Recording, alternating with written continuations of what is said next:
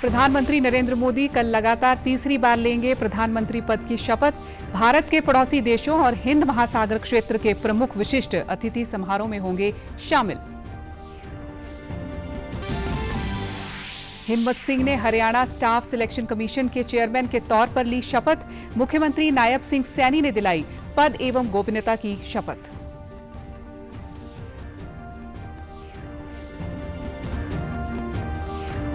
NEET 2024 की परीक्षा के मुद्दे पर एनटीए के महानिदेशक ने प्रेस वार्ता में पेपर लीक की शिकायतों को नकारा। कहा, सभी बिंदुओं का सावधानीपूर्वक विश्लेषण कर परिणाम किया गया जारी। और प्रदेश भर में हरियाणा अंत्योदय परिवार परिवहन योजना के लाभार्थियों में खुशी। सरकार के इस प्रयास की कर रहे हैं सराहना। नमस्कार, मैं गुरजीत कौर। अब समाचार विस्तार से। राष्ट्रपति द्रौपदी मुर्मू ने एनडीए संसदीय दल के नेता नरेंद्र मोदी को नई सरकार के गठन के लिए आमंत्रित किया है। शपथ ग्रहण समारोह कल शाम 7:15 पर राष्ट्रपति भवन में होगा। पीएम नरेंद्र मोदी ने कल राष्ट्रपति से मुलाकात की और नई सरकार बनाने का दावा पेश किया। इससे पहले भाजपा के अध्यक्ष जेपी नड्डा के नेतृत्व में एनडीए के एक प्रतिनिधि मंडल ने भी राष्ट्रपति से मुलाकात की और एक पत्र सौंपा, जिसमें कहा गया था कि नरेंद्र मोदी को भाजपा संसदीय दल का नेता निर्वाचित किया गया है। एनडीए के घटक दलों की ओर से समर्थन पत्र भी राष्ट्रपति को सौंपा गया। राष्ट्रपति भवन के बाहर प्रधानमंत्री नरेंद्र मोदी ने कहा कि एनडीए एक सुदृढ़, स्थिर और विकासोन्मुख सरकार बनाएगा। उन्होंने कहा कि राष्ट्रपति ने उन्हें मनोनीत प्रधानमंत्री नियुक्त किया है और उन्होंने राष्ट्रपति को सूचित किया है कि वे कल शाम को होने वाले शपथ ग्रहण समारोह के प्रति सहज हैं। उन्होंने कहा कि राष्ट्रपति भवन अभी बाकी विवरणों पर काम करेगा और तब तक मंत्रिपरिषद की सूची राष्ट्रपति को सौंप दी जाएगी।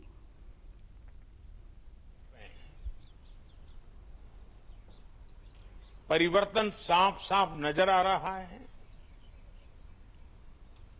25 करोड़ लोगों का गरीबी से बाहर आना, ये अपने आप में हर भारतीय के लिए बड़ा गर्व का विषय है। और मैं देशवासियों को विश्वास दिलाता हूं कि 18वीं लोकसभा में भी, हमारे 5 साल के कार्यकाल में भी, हम उसी गति के साथ, उतने ही समर्पण भाव से देश की आशा आकांक्षाओं को पूर्ण करने में कोई कमी नहीं रखेंगे। प्रधानमंत्री नरेंद्र मोदी ने कहा कि लोगों ने एनडीए सरकार को एक और अवसर दिया है और ये 18वीं लोकसभा नवीन और युवा ऊर्जा का स्रोत है। उनकी सरकार देशवासियों की आशाओं और आकांक्षाओं को पूरा करेगी। मनोनीत प्रधानमंत्री ने कहा कि स्थिर सरकार भारत और इसकी अर्थव्यवस्था के साथ साथ युवाओं के लिए लाभदायक साबित होगी। उन्होंने देश को भरोसा दिलाया कि उनकी सरकार देश का तेज गति से विकास करने में कोई कसर नहीं छोड़ेगी। प्रतिबद्धता को लेकर के और देश के सामान्य जन के सपनों को पूरा करने के प्रयास के रूप में इस निरंतरता को हम और अधिक ऊर्जा के साथ और अधिक व्यापक विजन के साथ आगे बढ़ाएंगे और समय सीमा में लक्ष्यों को प्राप्त करने का हमारा प्रयास रहेगा। कल प्रधानमंत्री नरेंद्र मोदी और मंत्रिपरिषद के शपथ ग्रहण समारोह के अवसर पर भारत के पड़ोसी देशों और हिंद महासागर क्षेत्र के नेता विशिष्ट अतिथि के रूप में भी इस समारोह में भाग लेंगे। विदेश मंत्रालय ने बताया कि श्रीलंका के राष्ट्रपति रानिल विक्रमसिंघे, मालदीव के राष्ट्रपति डॉक्टर मोहम्मद मुइजू, सेशेल्स के उपराष्ट्रपति अहमद अफीफ और बांग्लादेश की प्रधानमंत्री शेख हसीना शपथ ग्रहण समारोह में भाग लेंगे। मॉरिशस के प्रधानमंत्री प्रविंद कुमार जगनॉथ, नेपाल के प्रधानमंत्री पुष्प कमल दहल प्रचंड और भूटान के प्रधानमंत्री शेरिंग तोब्गे भी समारोह में शामिल होंगे। मंत्रालय ने कहा कि शपथ ग्रहण समारोह में भाग लेने के अलावा ये सभी नेता कल शाम राष्ट्रपति भवन में राष्ट्रपति द्रौपदी मुर्मू द्वारा आयोजित भोज में शामिल होंगे। प्रधानमंत्री नरेंद्र मोदी के लगातार तीसरे कार्यकाल के शपथ ग्रहण समारोह में भाग लेने के लिए नेताओं की यात्रा भारत द्वारा अपनी पड़ोसी पहले नीति और सागर दृष्टिकोण को दी गई सर्वोच्च प्राथमिकता को ध्यान में रखते हुए है।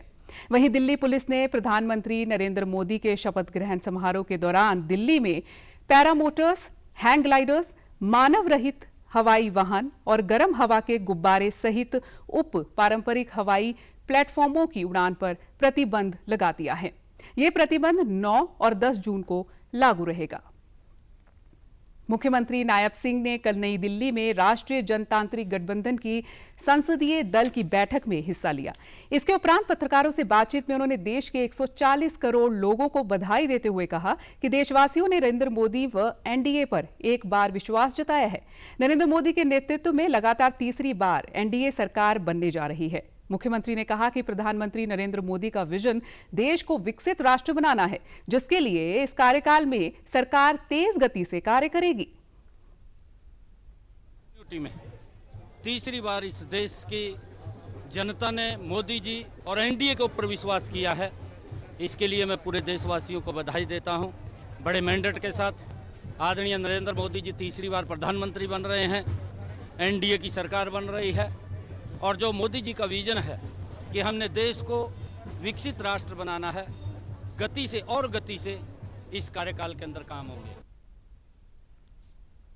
हिम्मत सिंह ने आज Haryana staff selection commission chairman के तौर पर शपथ ली। मुख्यमंत्री नायब सिंह सैनी ने उन्हें आज चंडीगढ़ में पद एवं गोपनीयता की शपथ दिलाई।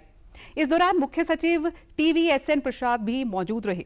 नए चेयरमैन के आने के बाद प्रदेश में रुकी हुई सरकारी पदों पर भर्तियों में तेजी आएगी और ग्रुप C का रिजल्ट भी जल्द जारी हो सकेगा।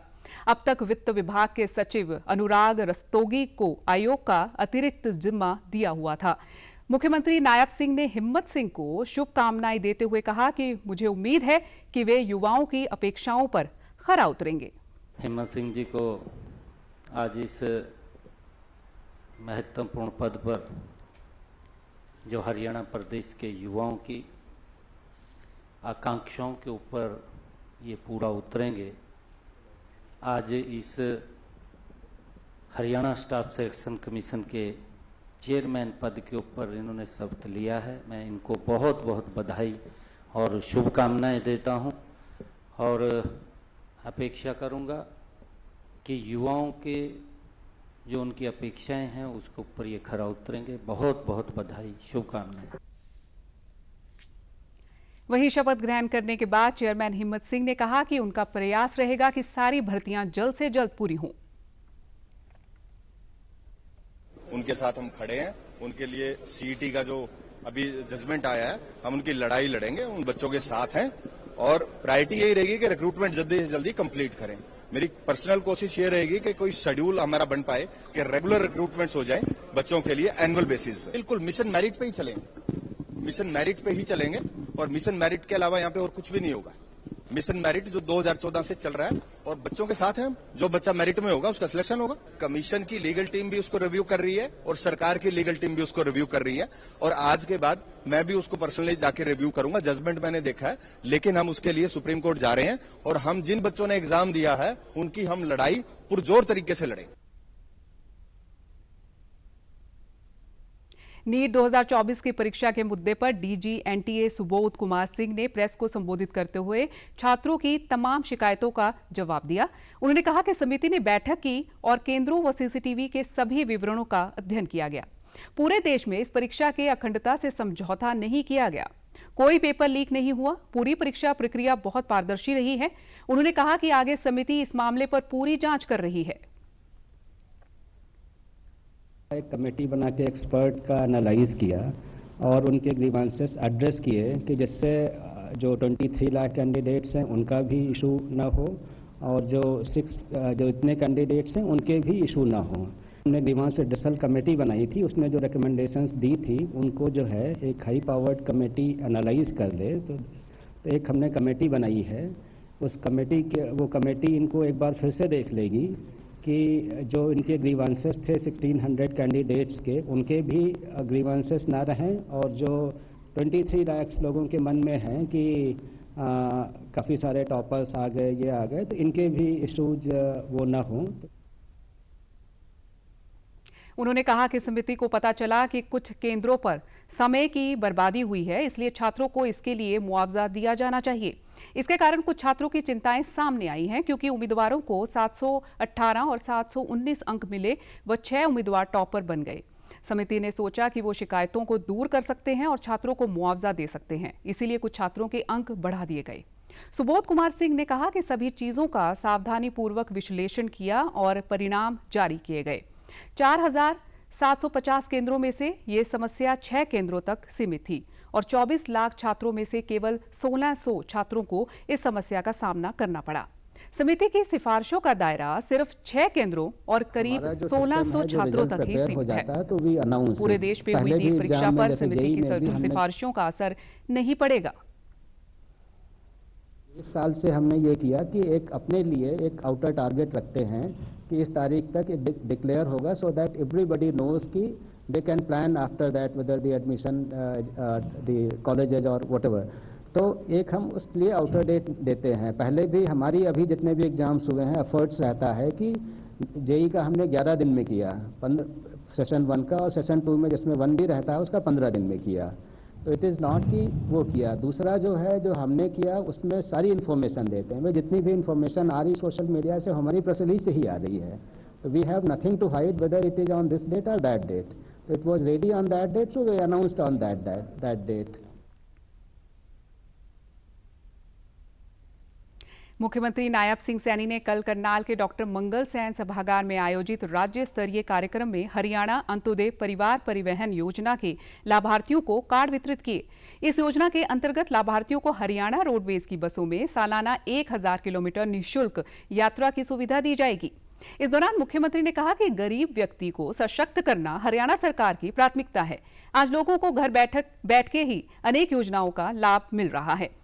लोगों को अब कार्यालयों के चक्कर नहीं लगाने पड़ते। उन्होंने कहा कि केंद्र व प्रदेश सरकार ने पिछले 10 वर्षों में गरीबों के अनेक योजनाएं शुरू की हैं।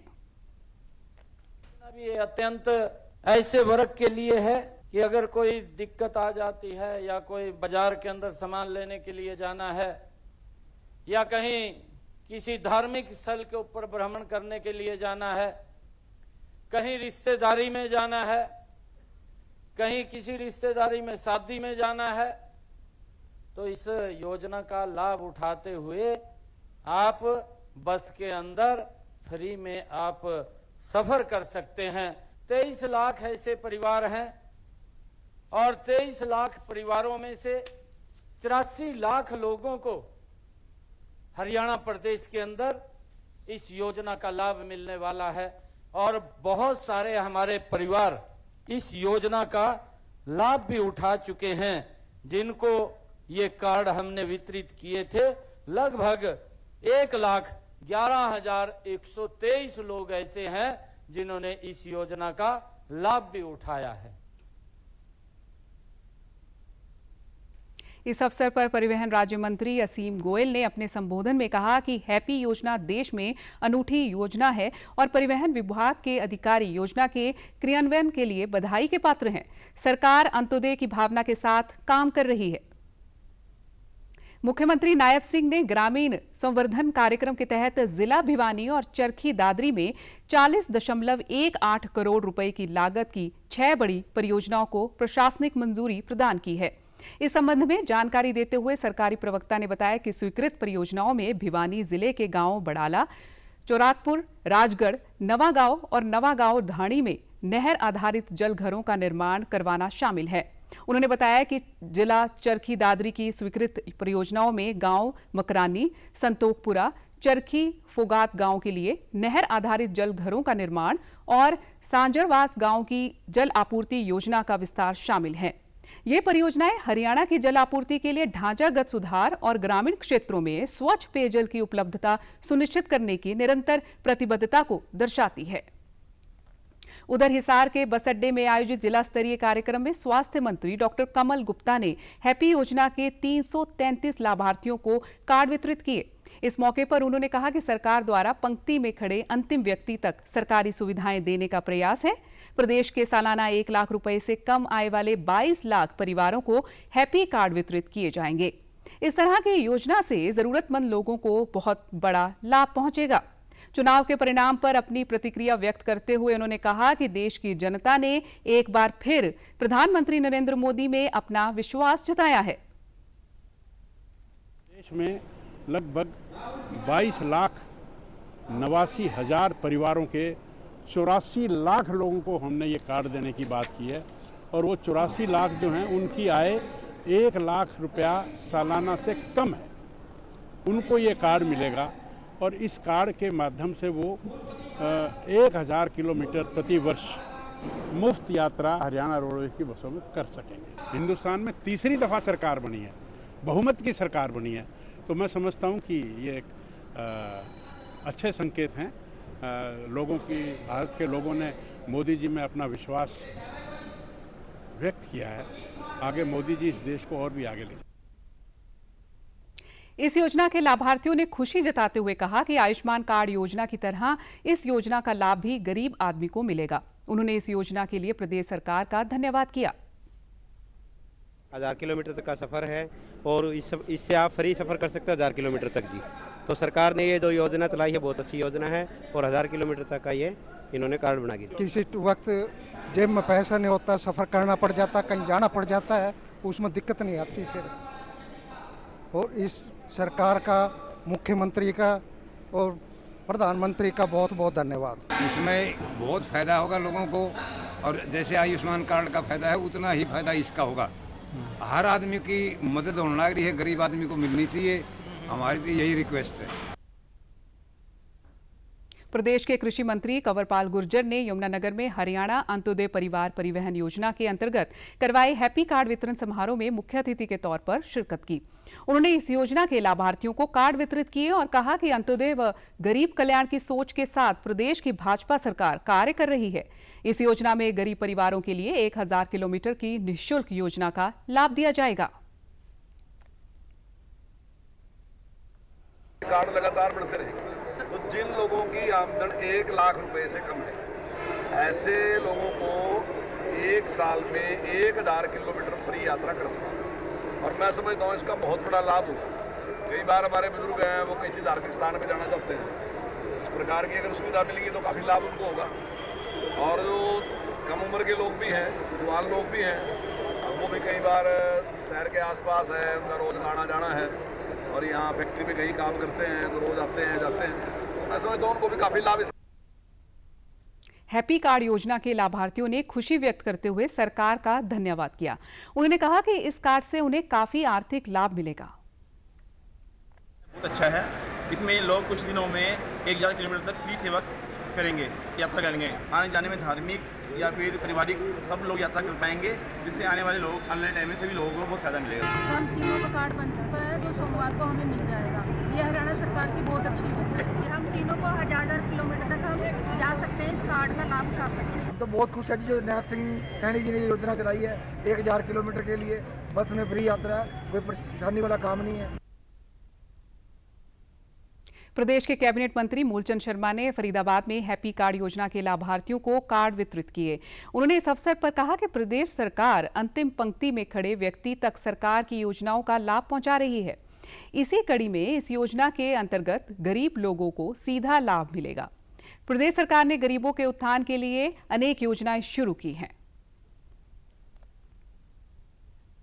लाख से आय कम है, इस तरह के फरीदाबाद 3500 कार्ड है, उस पर एक व्यक्ति 1000 किलोमीटर साल में कहीं भी यात्रा कर सकता है और फिर अगले साल उसको फिर दोबारा रिन्यू कराकर फिर 1000 जा सकता है। और ये आम व्यक्ति को जरूरत है कि व्यक्ति को तीर्थ पे जाना है, कि घर पे जाना है, कहीं दूसरी जगह जाना है, इसका हर व्यक्ति को लाभ मिलेगा और व्यक्ति इसके सवारी का लाभ उठा सकता है, एक स्थान दूसरे स्थान से जा सकता है। ये आम व्यक्ति गरीब व्यक्ति को लाभ देने के लिए इस स्कीम की प्रदेश के मुख्यमंत्री शुरुआत और हरियाणा का एक गरीब का हवाई जहाज है, इस व्यक्ति का आम व्यक्ति लाभ उठाएगा। आज व्यक्ति कहीं भी जा सकता है। इसकी पूरे उत्तर भारत में अपनी हरियाणा रोडवेज की अपनी धूम है। इस योजना के लाभार्थियों ने खुशी व्यक्त करते हुए कहा कि प्रदेश सरकार द्वारा लिया गया ये फैसला गरीबों के हक में है। लाभार्थियों ने हरियाणा सरकार की प्रशंसा की। के लिए, खासकर बुजुर्गों के लिए और विकलांगों के लिए और विधवा लेडीजों के लिए जिनकी इनकम 1 लाख से कम है, उनको ये कार्ड प्रोवाइड हो रहा है और हरियाणा सरकार की बहुत बढ़िया स्कीम है। 1000 किलोमीटर साल में फ्री यात्रा कर सकते हैं। फायदा ये रहेगा, साल में 1000 किलोमीटर फ्री यात्रा इससे बस में कर सकते हैं हरियाणा रोडवेज में। तो ये है कि ठीक है, एक साल में कम से कम 1 साल में 1000 किलोमीटर फ्री में हम कहीं जा सकते हैं, तो फायदा ही है। इस योजना को कैसे देखते हैं आप? इतनी अच्छी योजना है सर, सरकार चाहे तो कुछ भी कर सकती है। हालांकि मेरा ज्यादा फोकस नौकरी पे रहता है सर, कि सरकार नौकरी के लिए भी कुछ करे, और कर भी रही है सरकार।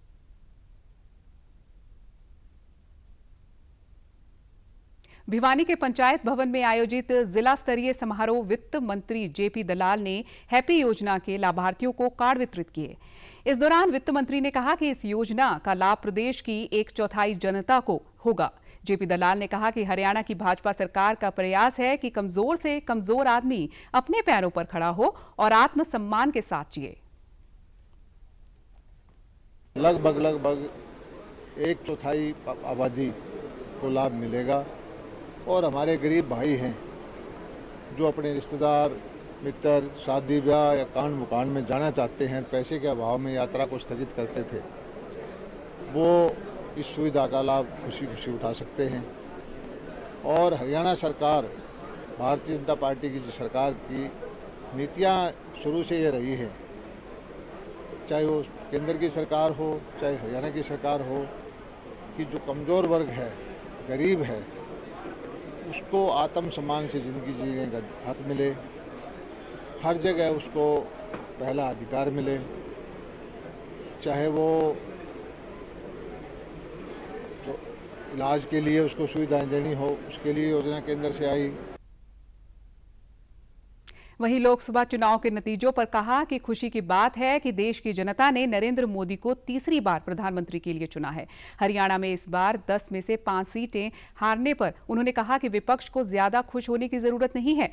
हमारी जो कुछ कमियां रही हम उन्हें दूर करेंगे और विधानसभा चुनाव में जनता हमें तीसरी बार जीत का आशीर्वाद देगी। 1962 के बाद, नेहरू जी के बाद पहली बार देश में तीसरी बार किसी सरकार को मौका भारतीय जनता ने दिया है और आज मोदी जी एनडीए के नेता भी चुने गए हैं। 2 दिन में प्रधानमंत्री जी की शपथ ले लेंगे।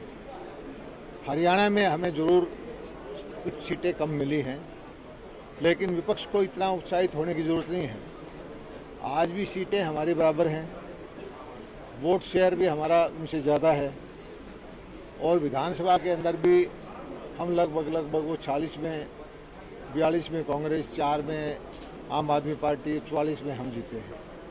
और हमारी जो कुछ कमियां रही हैं, हम समझते हैं कि उनको सुधारेंगे।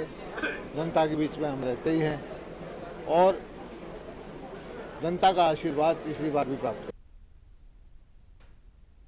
वहीं भाजपा की नवनिर्वाचित सांसद कंगना रनौत को एक सुरक्षाकर्मी द्वारा थप्पड़ मारे जाने के मामले पर उन्होंने कहा कि वजह कोई हो, कानून किसी को हाथ में नहीं लेना चाहिए। लोकतंत्र में हिंसा की कोई जगह नहीं है। सूचना और प्रसारण मंत्रालय योग अभ्यास के बारे में जागरूकता के लिए विभिन्न गतिविधियों का आयोजन करेगा। सूचना और प्रसारण सचिव संजय जाजू और आयुष मंत्रालय के सचिव वैद्य राजेश कोटेचा ने कल नई दिल्ली में अंतर्राष्ट्रीय योग दिवस 2024 के कार्यक्रमों की तैयारियों की समीक्षा की। लोक सेवा प्रसारक प्रसार भारती, दूरदर्शन और आकाशवाणी नेटवर्क के माध्यम से विभिन्न कार्यक्रमों का प्रसारण करेगा। मंत्रालय ने कहा कि दूरदर्शन सुबह के विशेष लाइव शो प्रसारित करने के साथ साथ योग विशेषज्ञों के साथ कार्यक्रम और साक्षात्कार भी प्रसारित करेगा।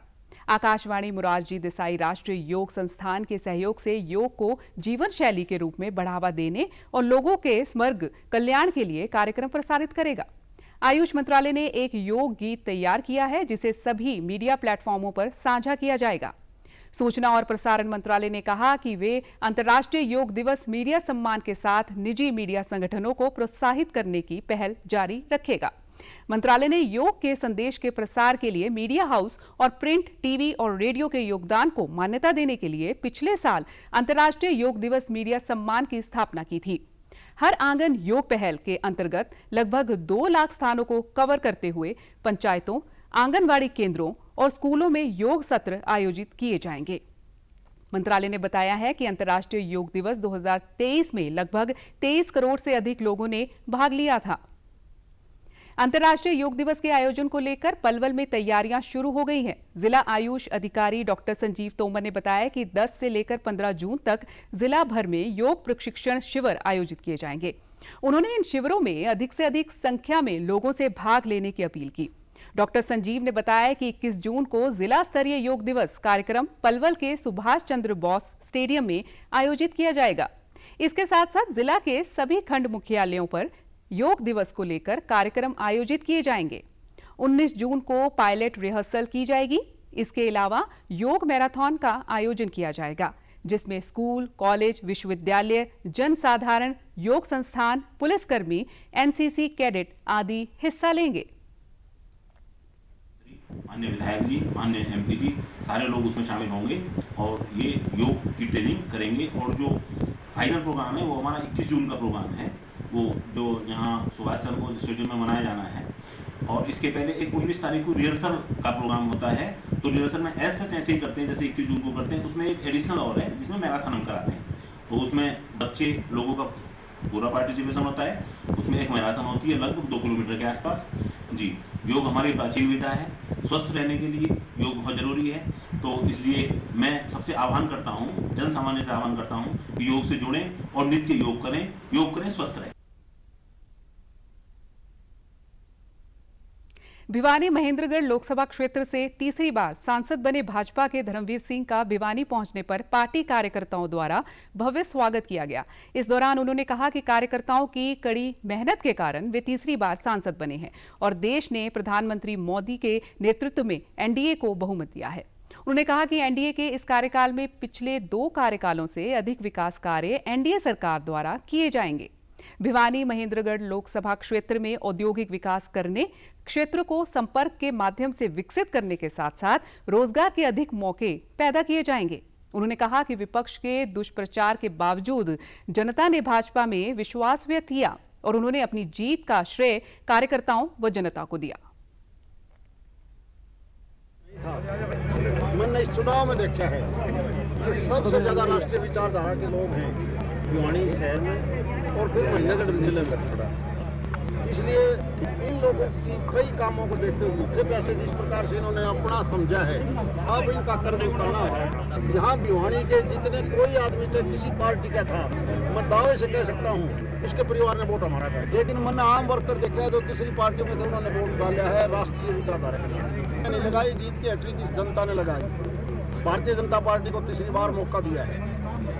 मंत्रिमंडल का हमारी कोई इच्छा नहीं है। हम चाहते हैं प्रदेश के अंदर हम जनता की सेवा करें, वही हमारा सर्वधर्म। पूरी की पूरी 5 साल फोकस रहेगा इस लोकसभा क्षेत्र में, चाहे भिवानी, दादरी, महेंद्रगढ़ तीनों डिस्ट्रिक्ट हैं। हम उद्योगों को लाने के लिए पूरी ताकत लगाएंगे। सच्चाई है कि हम प्रत्येक टेल पर, और टेल का एरिया चाहे वो जेलन का पार्ट हो, दादरी फीडर का हो, जुई का हो, ये सारा एरिया टेल का है।